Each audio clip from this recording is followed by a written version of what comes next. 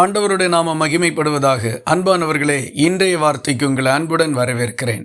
இன்றைய தியானத்துக்காக ரோமருக்கு எழுதின நிருபம் 12வது அதிகாரம் 19வது வசனத்தை வாசிக்க கேட்போம். பிரியமானவர்களே, பழிவாங்குதல் எனக்குரியது, நானே பதில் செய்வேன் என்று கர்த்தர் சொல்லுகிறார் என்று எழுதியிருக்கிறபடியால் நீங்கள் பழி வாங்காமல் கோபாக்கனைக்கு இடம் கொடுங்கள்.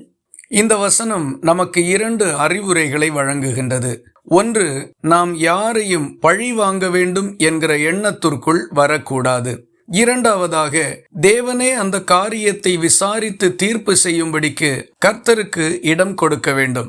பிறர் நம்மை குறித்து தவறாக பேசினாலோ, தீமை செய்தாலோ, அல்லது நமக்கு ஒரு இடையூறோ துன்பமோ உண்டாகுகிறதற்கு ஏதுவாக நடந்து கொண்டாலோ நம்முடைய உள்ளம் கோபமும் ஆத்திரமும் அடைகின்றது. அநேக நேரங்களில் உள்ளம் கொந்தளிக்கின்றது. ஏதாகிலும் நாம் செய்தே ஆக வேண்டும் என்கிற ஒரு வைராக்கியமும் உள்ளத்தில் வந்துவிடுகின்றது. வேத வசனம் ஒருபோதும் இப்படி நாம் நடந்து கொள்ளுகிறதற்கு அறிவுரை வழங்கவோ அதை உற்சாகப்படுத்தவோ செய்வதில்லை.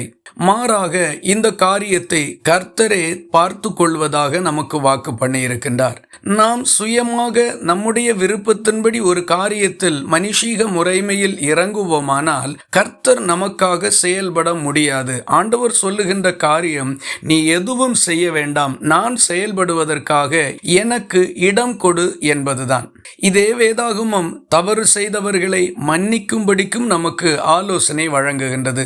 ஆகவே கூடுமானால் அதை மன்னிக்கிறதற்கு முயற்சி செய்வோம். ஒருவேளை நமக்கு மிக அதிக வேதனை உண்டாக்கக்கூடிய காரியமாய் இருக்குமானால் அதை அவரிடத்தில் விட்டு கொடுத்துவிட்டு அமைதியாக தேவன் செய்யக்கூடிய காரியத்தின் முடிவை எதிர்பார்த்து காத்திருப்போம். தேவன் நமக்காக செயல்படும் பொழுது அந்த பிரச்சனைக்கு ஒரு முற்றுப்புள்ளி வைக்கப்படும்.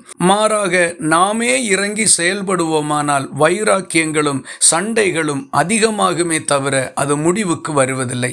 ஆகவே கர்த்தருக்கு இடம் கொடுப்போம், சமாதானத்தோடு வாழ்வோம். இந்த வார்த்தைகள் இந்த நாள் முழுவதும் உங்களுக்கு ஒரு ஆசீர்வாதமாய் இருப்பதாக. ஜெபிக்கலாமா?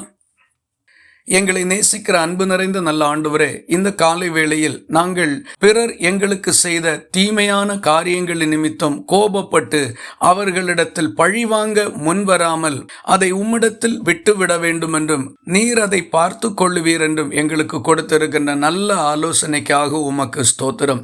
நாங்கள் மாம்சீக சிந்தைக்கு உட்பட்டு பிறருக்கு தீங்கு செய்யாதபடி எங்களை காத்து கொள்ளும். ஜெபத்தை கேட்டதற்காக ஸ்தோத்திரம். இயேசு கிறிஸ்துவுல வேண்டிக் கொள்ளுகிறோம் எங்கள் அன்புள்ள நல்ல பிதாவே, ஆமேன். கர்த்தர் தாமே உங்களை ஆசீர்வதிப்பாராக.